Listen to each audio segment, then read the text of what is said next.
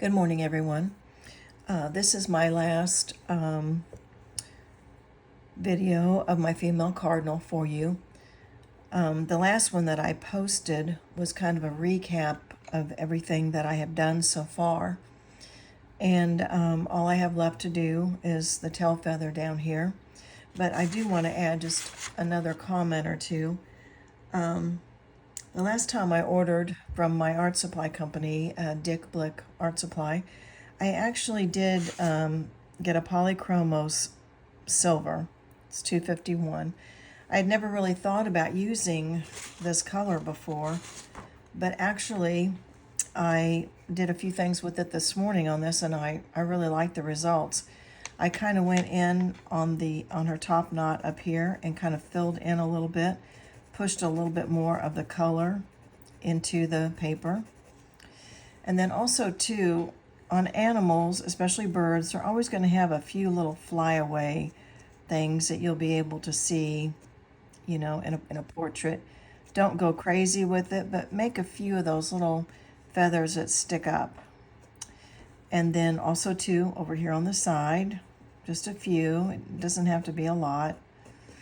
And then also I came down here on her breast feathers, and I'm actually laying this pencil almost on its side, and I'm just glazing a little bit over some of the colors that I had put in there. Makes it feel like it's kind of coming out with a little bit more color. Another thing that I did this morning was I took my light ultramarine 140 and I kind of went in over the lichen in a few areas. You don't want to fill in the whole thing because lichen is not solid color. It's darker in some areas and much lighter in others. So I just kind of filled in a few places on that. Also over here on this branch, filled in a little bit more. Another thing I did was I took actual black. And because on the photo itself, it's pretty dark in some areas. Now, it's not dark around the whole thing, but just up close to her beak. And of course, I want to make my strokes going away from the beak. I added a little bit of extra darkness just here and there, just to kind of make that stand out just a little bit more.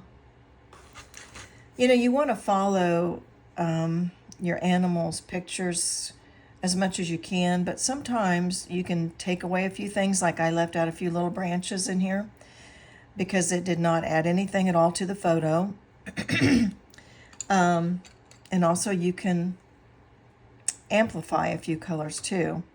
Now, just down in here where you really can't see her feathers much, but her feathers do come out around here, I'm going to fill that in just a little bit more, just so you can actually see that's where she kind of ends up at on this side. Now, let's get down to the actual feathers, the tail feathers. I took my silver and I very basically did a little bit of an outline. And if you noticed, I'm going like this. I'm not drawing in a line. This is my actual pencil line over here where my pattern kind of ended up. And it is pretty straight. There's not a lot of little feathers coming out, but you could probably put just a little bit in there to make it look a little less picture drawn or whatever. On the bottom down here, I did my kind of jagged edge with the feathers.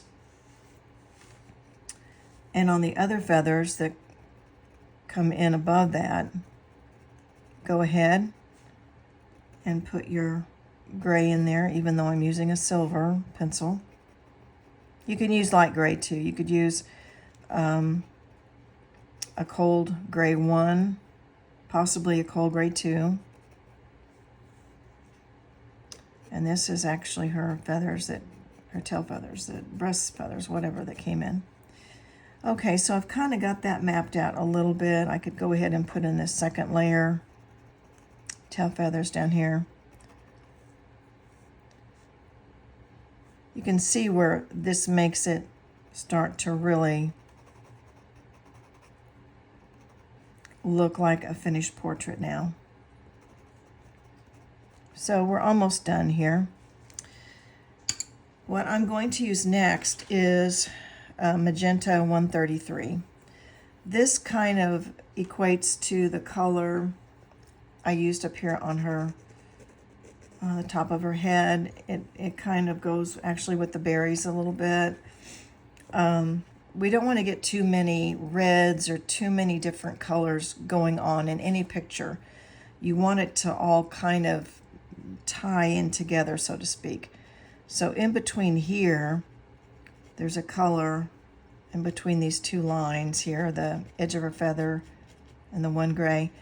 And even though for the most part I've always told you to go in semicircles, this one you actually do just kind of want to come down a little bit.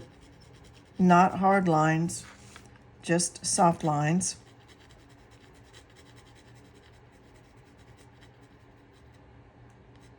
And it's pretty light down here at the bottom, so just very gently put a little color in.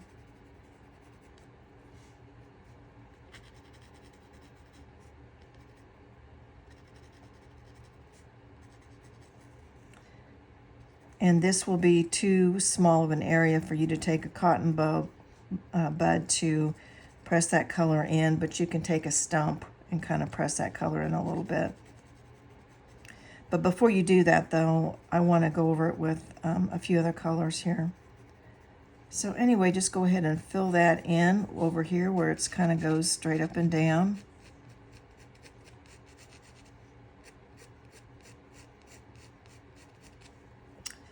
And then you can't really tell it on mine, but she's kind of got this one feather kind of curves around here. Kind of draw that in. Now I'm going to leave just a little bit of an area between that line and where I'm going to fill in with her tail feathers. So I'm going to kind of draw that in a little bit. Now if you notice in the picture, those feathers, the design of that, they go kind of crossways. So that's how you want to fill that in. Just go across. Not a hard pressure. There's a kind of a pink in here. I think that was an original color that I had started to use, but I didn't like it, so I just left it, and I'm gonna kind of go over it.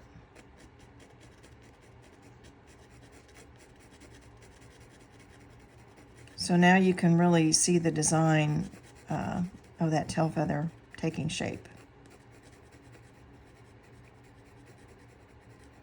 On this, you can use a lot longer lines. You can kind of fill it in. You can go somewhat quickly with that. Okay, so we've got the pattern going in the right direction. Over here on this second one, it actually, you can't really see too much of a pattern, but I'm actually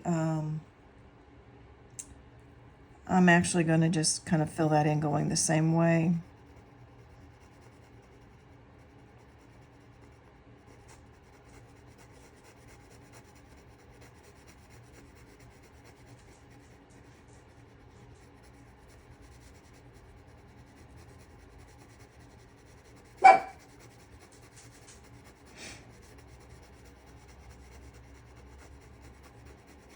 And then I am going to take my silver and I'm going to go back in where that line is, and I'm going to just go in and fill that in a little bit so that you can tell that there's kind of a defining line there. The same way with the one over here on the side. And there's actually, it's a little bit more faint, but there's actually one kind of on this side too a little bit. Now, this isn't as colorful as it needs to end up being, so I'm going to go back in and just lay my pencil on the side, and I'm going to, dogs needs to be out just a second. Go, go.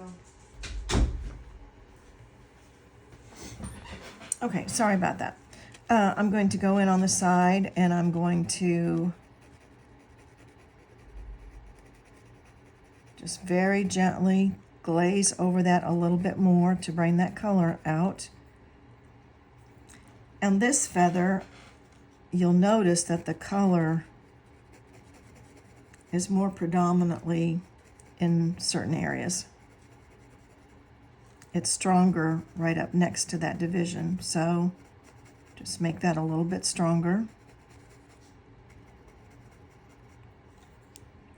And it's very defined over here on the edge.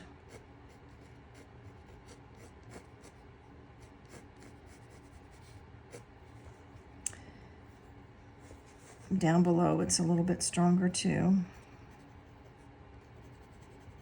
This is where you have to use short little strokes.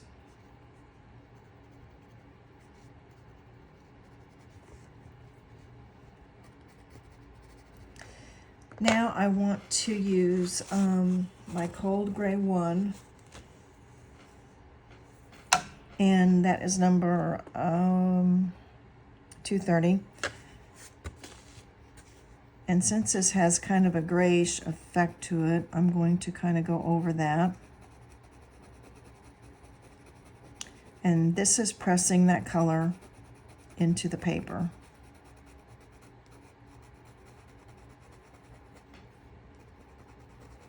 I'm actually just making kind of little circling marks, but yet I'm going in the direction of the feathers again too.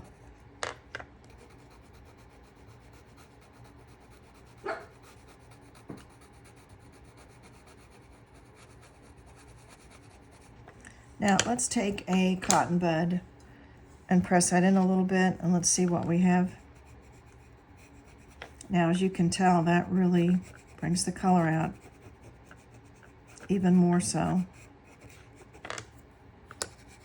So if you continue with these 3 basic steps, your main color, go over it with your cool gray one. I'm trying to find a stump here to use. And you've got to use a small stump to get into those smaller areas there, to push that in. If you try to use a cotton bud, you will have it outside of the area that you want it to be in. So just go over that.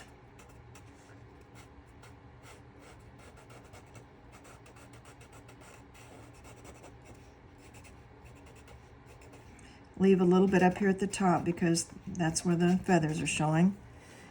Now, if you're not totally pleased with that, just go back in with a little bit more of your color, and you can keep adding another layer of color. Just lay that right down on top of what you've already pressed into the paper. As you can see, that adds a lot more to it.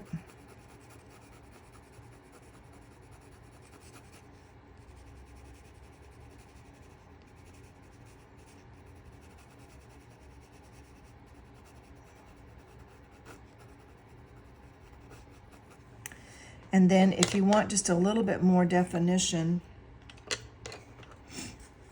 in the bottom of these feathers, just take your silver or your light gray, either one. I really kind of like the looks of the silver.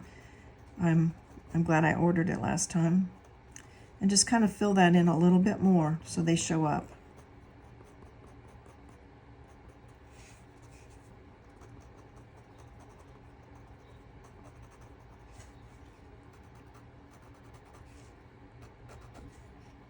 And once you have your color built in, you can kind of go back over those lines a little bit, and they will show up a lot better.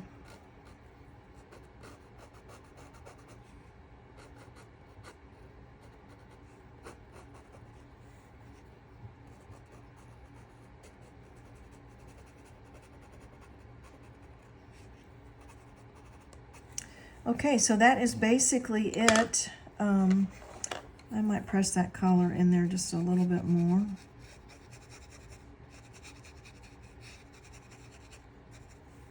That's basically it. And again, I apologize because in the class, I told you that I was going to do more really step by step, and I thought I was videoing it, but evidently I wasn't. But in the last video, I went back over pretty much everything that I used and how I made what type of a pattern and stuff, and what colors I used for the branch and the berries and the stems.